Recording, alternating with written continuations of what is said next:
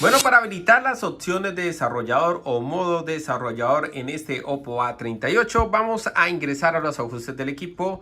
Luego vamos donde dice acerca del dispositivo y por acá vamos donde dice versión. Por acá buscamos algo que diga número de compilación. Lo que hacemos, bueno, oprimirlo varias veces hasta que nos aparezca que soy modo desarrollador. Voy a colocar mi contraseña de pantalla de bloqueo y dice ahora modo desarrollador. Le voy a darle atrás, voy a darle nuevamente atrás, voy a los ajustes adicionales y ya por acá me aparecen las opciones de desarrollador.